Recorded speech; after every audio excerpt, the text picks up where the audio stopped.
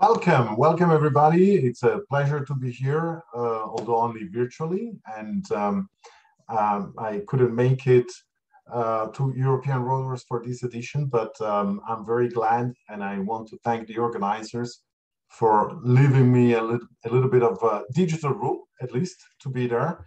I wanted to share with you a few hints and a few info on the opportunities that are out there for the rotor sector, for the rotor industry, stemming from the European funding programs and what are they, how do they work, and what's in it for us.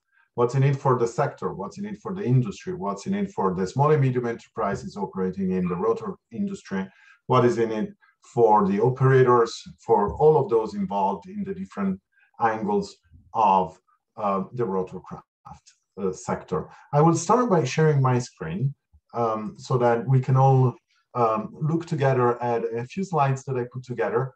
I don't want to go too much into the details of the policies behind it, of how the European Union budget is structured and built. I just want to make sure that we start with very clear definitions and distinctions. There are two types of EU funding programs, depending on who manages the money. So the pot of money is always of EU origin. The origin is the European Commission, the European Union. But we have two modalities of management. One is shared management, where basically the source of the funding is from the EU budget, and the budget, this pot of money, is managed jointly by the European Commission in Brussels and by national authorities in the different member states. And those are called the European Structural and Investment Funds. Those funds, which actually are quite considerable in magnitude and size, so it's a big chunk of money. Those are managed by national authorities in your member states. So it really does make a difference whether you're based in Germany, Portugal, Italy, or Ireland, just to mention random countries. I know that we have people from all over the world and all the corners of the European Union. So in this case, I would suggest that you look into the local and regional authority that is tasked with the management of the European Structural and Investment Funds. Then there is a second category, a second family of EU funding that is called the EU Centralized Funding Programs. Those are programs that deliver, that disburse grant funding and are managed directly by the European Commission. In this case, those are programs that are managed directly from Brussels, if we want to use that word. The structural funds versus centralized programs, and why we focus only on the centralized programs with this presentation. The structural funds are those managed locally. They finance activities and projects that support local social and economic development. So are very much grounded on the territory, on the spatial environment of the managing authority. They typically finance activities related to innovation, research, training, but most importantly, they also finance equipment, investment in equipment, in facilities, the purchase of equipment and machinery. These structural funds are managed locally by a local managing authority that will publish a call for proposals in the national language, and this proposal would not necessarily require partners internationally because the structural funds are disbursed to sustain local economic development. Differently, the centralized programs are not managed by a local authority, but by a European authority. In our case, the European Commission and or a European agency. Irrespective of whether it's a commission or the agency, we can say that they're managed by Brussels. And those are centralized programs that finance and deliver and disburse grant funding to finance international collaborative projects. By international, we mean all the legal entities that are based in the European Union, in any of the 27 member states. And it's also, this program allows also for the participation of legal entities from third countries. And depending on the program, third countries are eligible to participate. Just to give you an example, Horizon Europe, which is the largest of the centralized programs, and is the program devoted to finance, to fund research and innovation, allows the participation of legal entities based in Switzerland and the UK, just to mention two of the third countries that are the most obvious for the audience at European Rotors.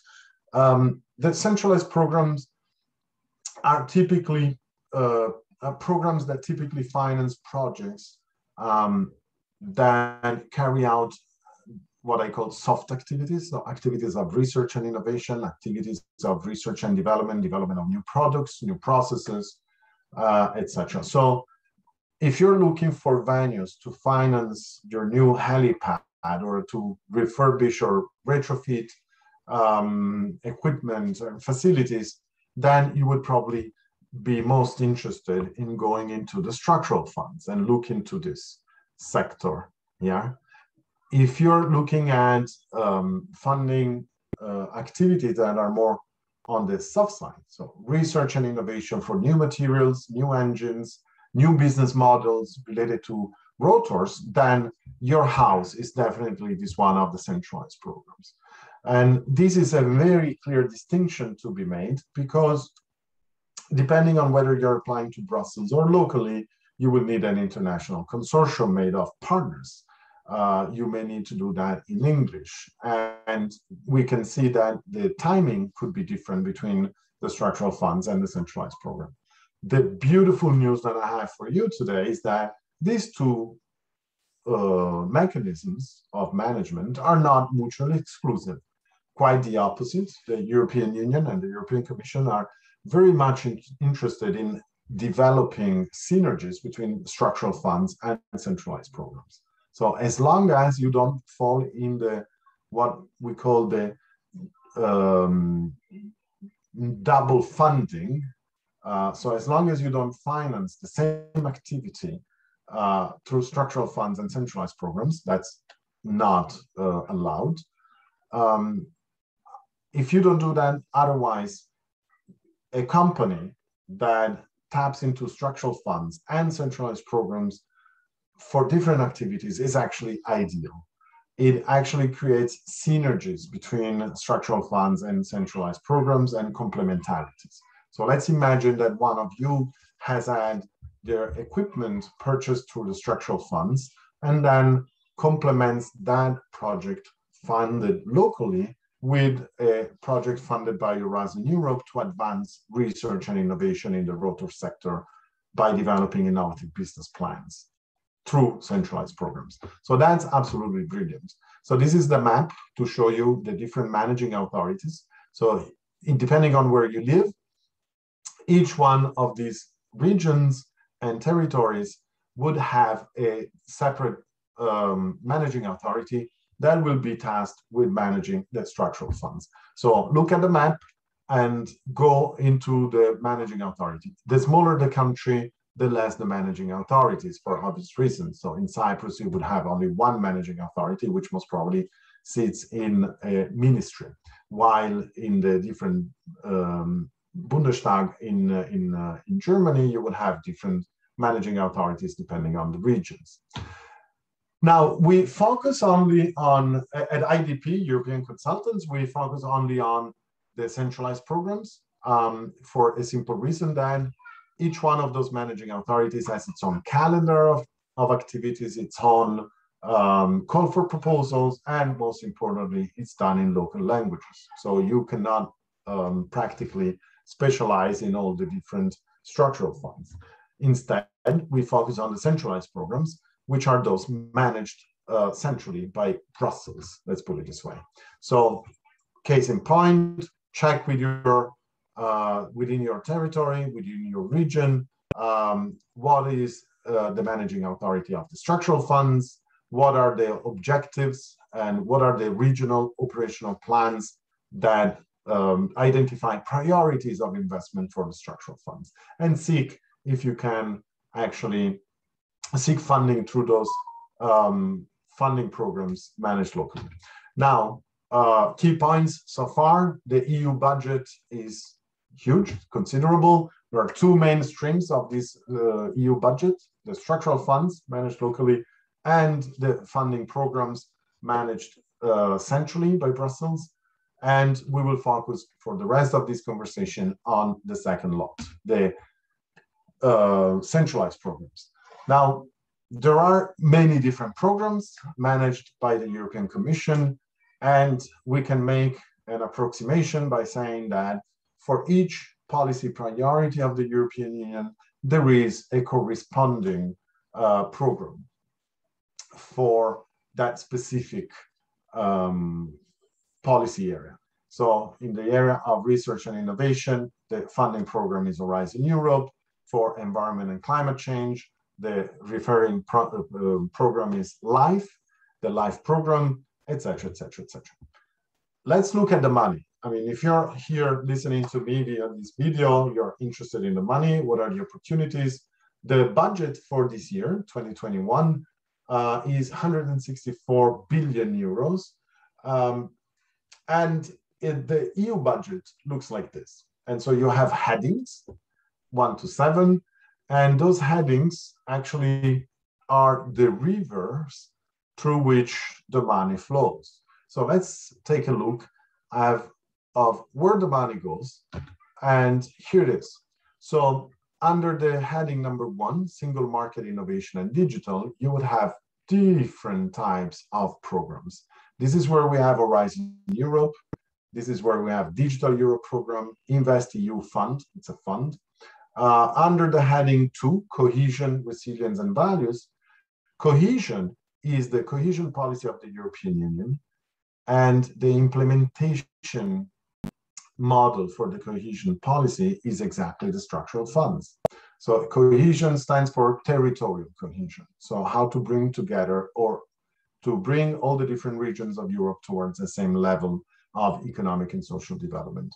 And for the implementation, in support of the implementation of the territorial cohesion policy, the European Union has the structural and investment funds managed locally. In addition to the cohesion, there is also the resilience and value aspect. And this is why under the heading 2, you have programs like Erasmus+, Creative Europe, the health program, etc. Under natural resources, you have the Just Transition Fund and the LIFE program, of course, for all the aspects related to environment and climate change, etc., etc. So this is interesting for us to understand where the money is. So as you can see, the Single Market Innovation and Digital is 20 billion for the year 2021. Part of this 20 billion will be directed to beneficiaries on the market through these programs as well. So this is now what I want to talk about. What are we have looked at the macro picture. We have seen 2 different funding schemes. We have seen where the money is and how the money flows to the beneficiaries. Now let's look at the basic facts of EU centralized funding programs. I don't want to go through the details of this. This is more admin and we can skip this. This is a beautiful slide that I re-elaborated based on a fantastic infographic made by the European Commission. It may sound a little bit convoluted, but it's a process. And as any process, the key to understand it and to delve into it is just to look at the different steps. So basically in red here, and you will see that there is a regulation, which is the regulation that is the legal basis for the program, the funding program. Based on that, every year, there is a work program that is published. And the work program identifies the objectives, specific objectives and type of activities and type of beneficiaries that can apply to that program for that year. At the same time, the annual work program will also trigger the publication of a call for proposals, which says, dear market participants, universities, SMEs, large corporations, NGOs, and whatnot, please This is the work program. These are the priorities where we're putting money for, and we are calling for projects. So please put together a proposal and submit it for our consideration. And this is when Horizon 2020 back in the day, or Horizon Europe, or any other program, funding program, LIFE, Erasmus Plus, etc., comes into play. So this is the side of, this is us. So this is the Commission officers that publish the work program and the call for proposals, and this is us. This is the proposers. This is the companies on the other side of the fence. And so this is what we do. We prepare a proposal. So we put together a proposal, we develop a proposal, and we say, please give us so much money because we want to carry out this type of activities. We want to develop a new product. We want to develop a new business plan. We're working on research and innovation to develop a new material for a new engine, blue growth, green growth, etc., etc. Then we register ourselves in the portal, participant portal. We get an OID number, a PIC number, and then we upload our proposal, which is 70-page, anywhere between 40 and 120-page proposal, depending on the program. We upload our Excel spreadsheet with the request for funding, and we click to submit. Once it's submitted, we have the yellow process here, the orange, so red, orange, and green. We go through this, which I call the spin machine, the spinning of the washing machine. It's when we go into evaluation stage, and the evaluation involves at administrative level, financial level, and technical level. I will not go into the details for this because we don't have time, but just to give you a sense, each proposal is evaluated by more than one evaluator, typically 2 to 4, unless there is an evaluation panel. The evaluators are technical experts that come from the market. So let it be investors, let it be researchers. In any case, the expert evaluators are people who have more than 15 years of experience in the sector. And so they know the sector, they know the technology, they know the market. And these are people that the Commission retains precisely for the purpose of selecting only the best proposals. And then we'll see later on towards the end of this presentation how proposals are selected. On this one, I can also bring my own experience. I'm retained by the European Commission as an external expert and evaluator. I was an evaluator in Horizon 2020, and I'm an evaluator in different programs of the European Commission. And I can assure you that the evaluation process is a thorough process and also extremely transparent. That was my experience. And I think that the European Commission policy officers do a terrific job on that one, because it's always like skating on thin ice. There is a lot at stake. And the truth of the matter is that most of those proposals would deserve funding. And, most of those proposals are technically top. And so it's very difficult to select the top of the top. But once the project proposals are selected, that's when you start receiving the money. So once you are approved, you sign a grant agreement with the European Commission after a phase of potential negotiation, and that's when you finally get the money. So this is a long life cycle. Let's go into the details of what type of activities are funded. I said no structural investments. So this is not to buy new equipment, to buy new crafts, to refurbish your production facilities. Structural investments are only admitted as long as they are instrumental to achieve the objective of the project, and if they don't absorb much of the budget. Typically, a typical threshold, as a general rule, is that you can spend up to 30% of the budget of the project for structural investment. Typical example is the prototyping phase. So once you develop, let's say, a new material, you want to build a prototype, to test it in real operational environment. Otherwise, non-structural activities, what could they be? Pilot projects, studies, research and innovation, research and development, running regressions, running stress tests on new materials, etc., etc., etc. Financial aspects. The first good news is that EU funding programs disburse grants. So this is money that is received with no need to return it. There is typically a concept of co-financing. Typically, projects funded by the EU funding programs are funded up to 70% or up to 100% of the project costs. This means that applicants need to understand the concept of co-financing, that these are matching grants in some cases and not full grants. So all of these details are made very clear and explicit in the work program and in the call for proposal. At this stage here today, I can only make reference to general rules, because one thing that I didn't mention before is that there are probably more than 300 funding lines under the centralized programs. And so each one of those has different aspects. So what I'm talking about today here is the general rules, okay? In the call for proposal, you will also find details on what is the percentage of funding and what is the maximum funding per project. So let's say up to 70% of project costs, up to 3 million. This is a typical wording of a work program.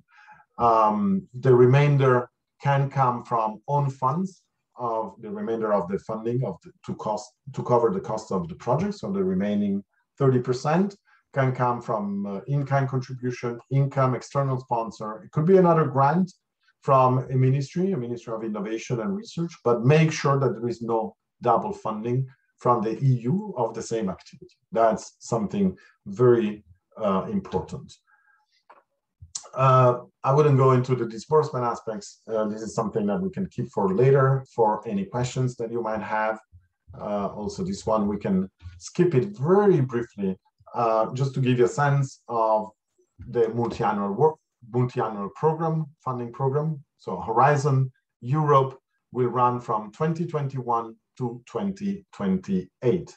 In these 7 years, each year there will be a work program and a call for proposal. Now, technically, the work program in Horizon Europe are published every 2 years. So that gives you also a leverage, because it gives you also a sense of direction of where the money is going to be put in the next 24 months. Beneficiaries can be any legal entity that has the technical and financial capacity, can be from the public, private, non-profit sector and academic sector or research community. Individuals can be beneficiaries only as recipient of a scholarship and not to carry out activities of research and innovation. So typically you apply as an entity. So as a company, and within the private sector, anywhere between startup and large corporations, as we will see. Typically, projects need an international consortium. Depending on the program, the third countries will be identified. So as I mentioned earlier, UK and Switzerland can apply for funding under Horizon Europe. Please always check the work program and the call for proposal that will have very clearly specified which are the third countries eligible. But typically you always have member states and candidate countries for accession to the EU. The international consortium does not require any formality. It's based on a letter of commitment, also called mandate letter or letter of intent. And it's formalized, this informal consortium is formalized by providing this letter of commitment signed by the legal representative of each of the partners, and also by filling in the application form with all the partners with all the data and information of the partners. The relationship between the consortium is then regulated by the consortium agreement that really provides discipline within all the consortium. Where do I find partners? Well, welcome, welcome to European Rotors. This is where you can find your partners for projects to be presented and to be submitted under the EU funding programs. Now, this is the most important slide of the day. These are the 3 features that any project funded by the European funding programs, centralized level, need to have. The projects need to be innovative. So you want to develop something that doesn't exist yet. You want to have sustainability, multiplier effect, meaning that whatever you develop during the project doesn't sit on a bookshelf, but it's used.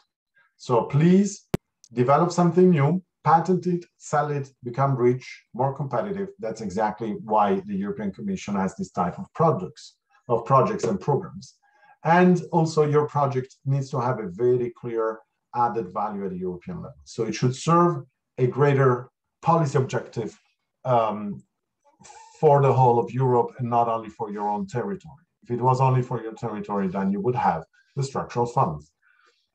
European added value means that if you apply for a project to develop a new business model for the rotor sector, and that would make you more competitive and more vibrant as a company, that's absolutely fine. That's absolutely great. That's exactly what these projects are about, to enhance the competitiveness of the European providers, of the European producers, manufacturers, vis-a-vis global competition.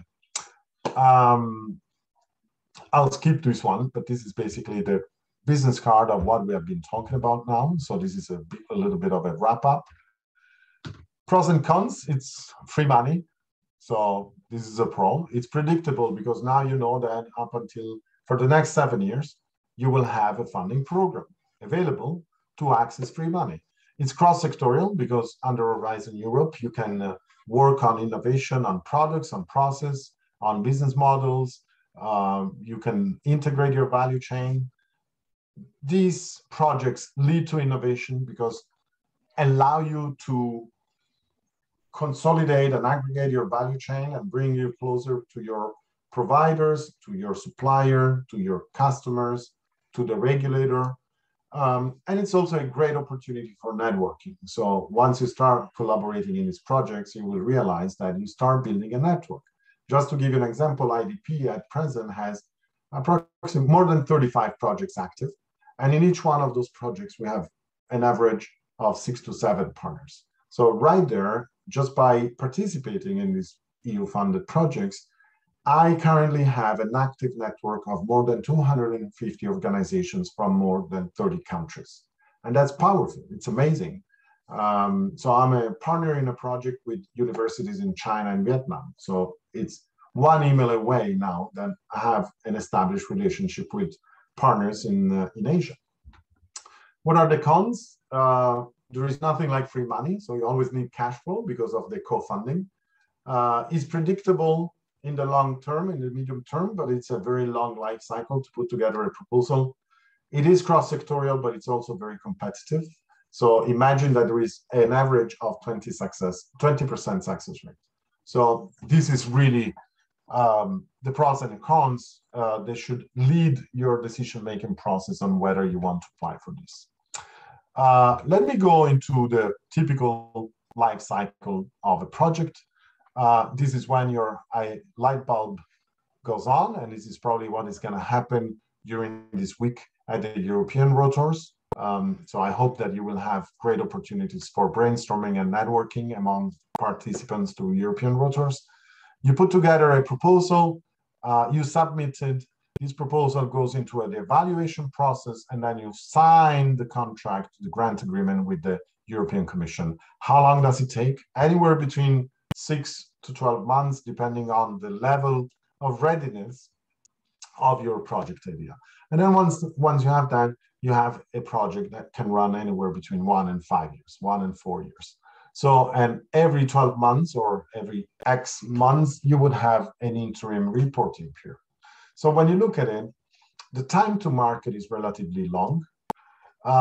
It is a risky venture because it's only 20% success rate, and it is time consuming. So this is really something that you should have on your drawing board for a very informed decision. Those are the negatives, which actually, when you turn the table, is something that can really help you decide on how and when to apply.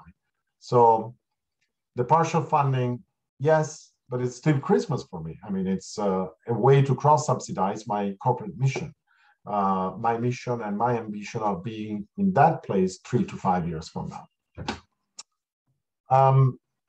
This is the first step. Create an account in the participant portal.